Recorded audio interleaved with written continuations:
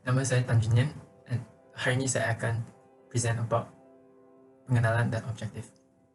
Muzik Cina dapat dilihat mempunyai rasa unik dan pengaruh yang kuat dalam industri muzik. Selain itu, ia juga mempunyai sejarah yang panjang. Contohnya, pengalaman alat tradisional Cina dapat ditelus sejak 8,000 tahun yang lalu pada zaman Neolitik. Hari ini, walaupun hampir semua orang dapat belajar dan mengenali muzik Cina kerana globalisasi, itu tidak sama dengan dinasti kuno.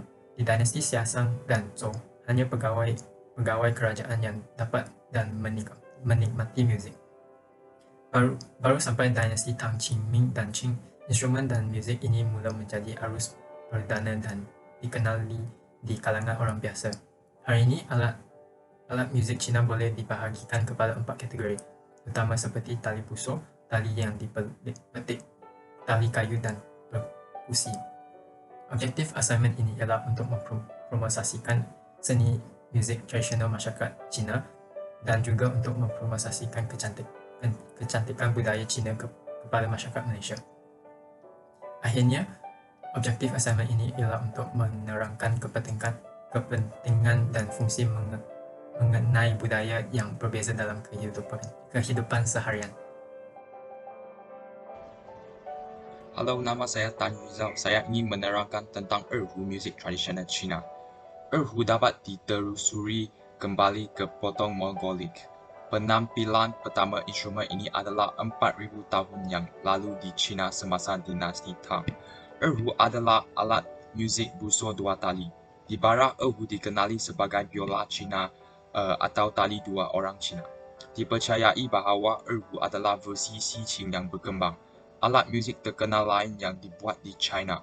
Tali erhu yang biasanya disetel pada jarak kelima, dililit di atas gema kayu seperti gendam yang ditutup oleh selaput kulit ular.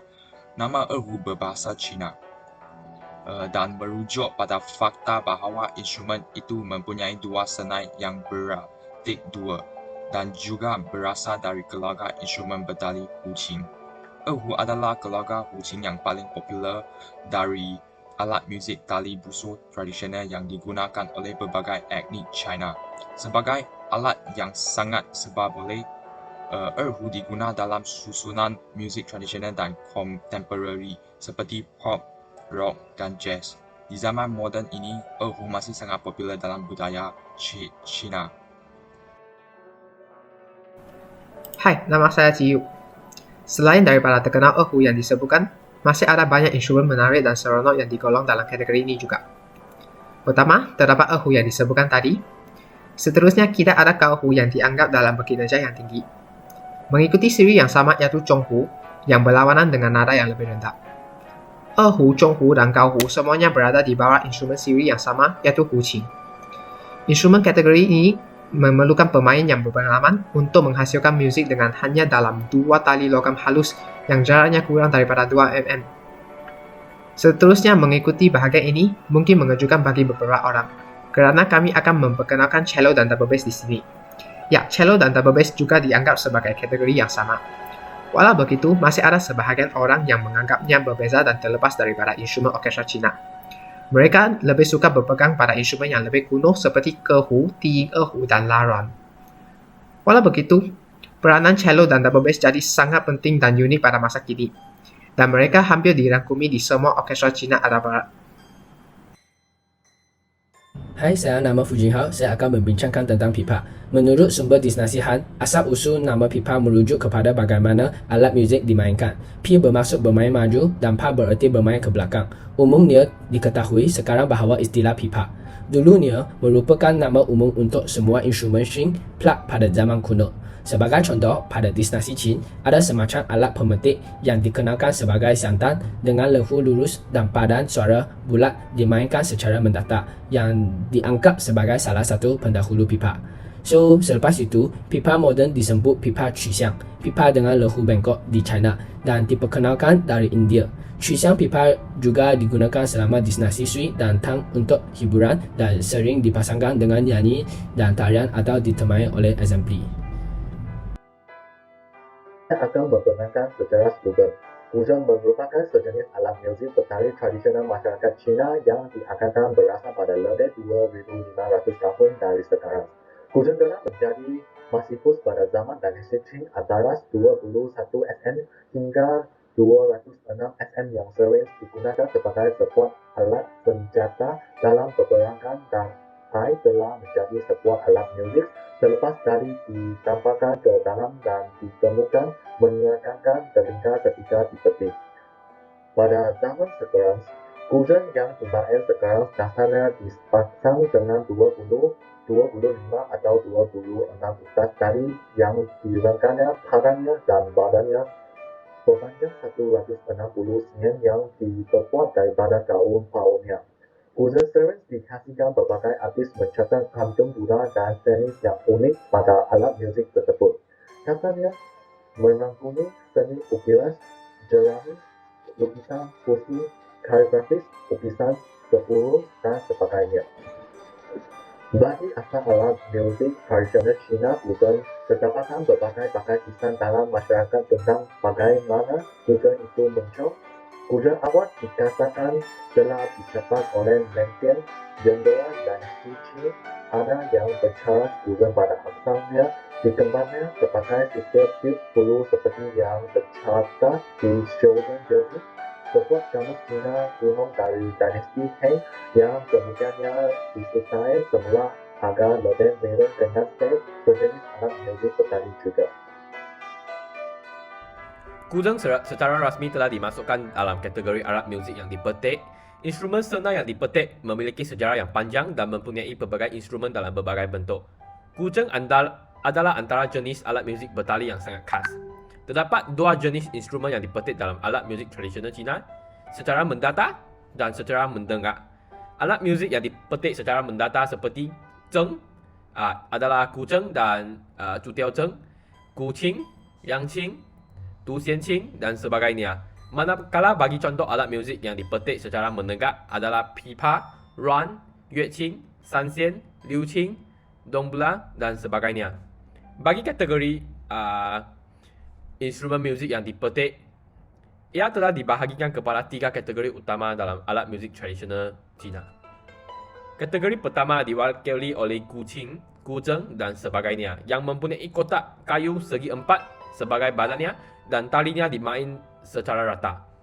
Kategori kedua manakala diwakili oleh pipa, liuqing, yueqing, daruan, zhongruan dan sanxian. Mereka biasanya dilengkapi dengan 4, 3 atau 2 tali.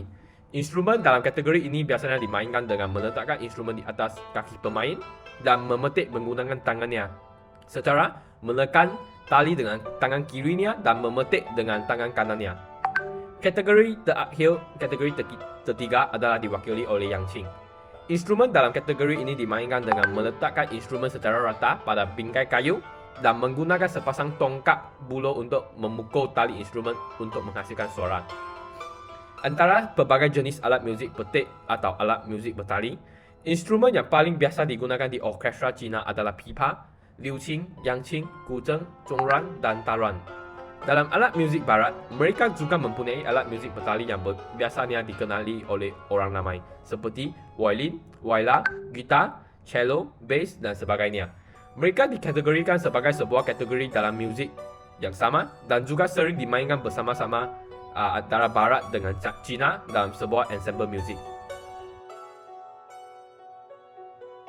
Sona juga dikenalikan sebagai laba, merupakan instrumen angin kayu bulu, gabungan kayu dengan loceng tembaga. Sona berasal dari Timur Tengah. Ia sering digunakan untuk peralatan keagamaan, kumpulan muzik ketenteraan dan sebagai alat pentas dalam opera Cina. Di Cina, ada beberapa varian, termasuk sona terkecil yang dikenalikan sebagai haidi. Untuk menghasilkan nada konsisten ciri sona yang tidak terganggu, pemuzik menggunakan penasapan bulat di mana pemain menghirup melalui hidungnya semasa meniup, menutupi bulu kecil sepenuhnya.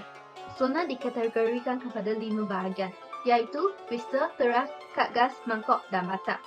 Batang kayu sona terbuka 8 lubang, diatur kepada depan 7 dan belakang 1.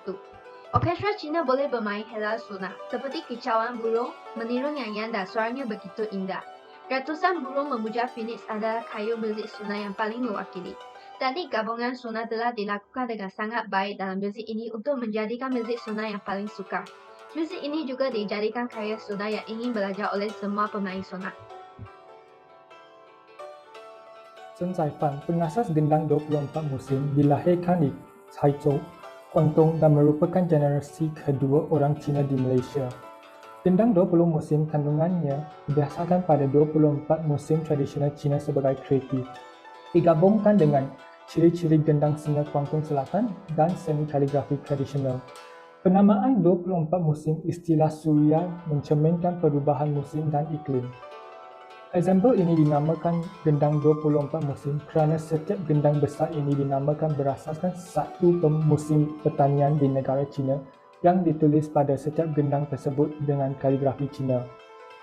Kini, gendang 24 musim telah menjadi penghubung prestasi penting dalam banyak festival dan jamuan besar-besaran di dunia. Asia gendang 24 musim berdasarkan pada drum. Kaedah pemeliharaan gendang bermusim adalah mengeringkan dan menggendang gendang yang disimpan di ruang simpanan setiap beberapa minggu. Kerana kulit gendang terbuat dari kulit binatang seperti kulit domba atau kulit sapi, ia mesti dikeringkan. Semasa bermain gendang, pemain akan memukul dengan menggunakan dua batang tongkat pemukul. Pukulan pada permukaan dan sudut yang berlainan dapat menghasilkan timbal yang berlainan. Bunyi dong yang beresonans rendah terhasil apabila bahagian tengah permukaan dipukul. Bunyi tik yang beresonans tinggi dan pendek terhasil apabila pemain pemukul kedua-dua kayu. Bunyi tak pula dihasilkan apabila kayu memukul bahagian tepi gendang. Gendang juga boleh dimainkan dengan menggunakan tapak tangan untuk menghasilkan timbal yang diingini. Gendang ini diletakkan atas rak kayu berkaki 4. Hai, nama saya Lin Fengyi. Saya akan berbincang tentang alat tradisional Cina, tanggu. Tanggu alat perkusi tradisional. Biasa dimainkan dengan sona. Tanggu sama seperti bermain drum tanpa mengira penampilan atau keadaan pemain. Pada zaman dahulu, gentang yang kebanyakan digunakan untuk memberitahu waktu, mempersembahkan korban, upacara, atau ketenteraan. Bentuk tanggu lebih besar pada alat muzik dan badannya terbuat dari kayu. Kayu berwarna, kayu beliche, dan kayu poplar. Kerana permukaan gendang yang besar, kulit kerbau banyak digunakan untuk kulit gendang. Drum ditutup dengan dua keping kulit lembu dari kawasan yang sama. Biasa diletakkan di atas keranggan kayu dan bermainkan dengan dua tongkat gendang. Terima kasih dan sekarang Emani akan berbincang kesimpulan kami. Kesimpulannya, kajian mengenai alat muzik tradisional Cina seperti erhu, pipa, guzheng, sona dan gendang 24 musim dapat membuktikan bahawa pemahaman tentang kepentingan alat muzik tradisional tersebut dapat dipelihara dalam kalangan masyarakat Malaysia. Selain itu, alat-alat muzik tradisional ini perlu lebih kerap dimainkan di festival muzik dan majlis keramaian agar budaya ini dapat diterap dalam generasi yang akan datang. Secara tidak langsung, seni muzik tradisional masyarakat Cina akan sentiasa mendapat penghargaan daripada masyarakat umum dengan lebih meluas.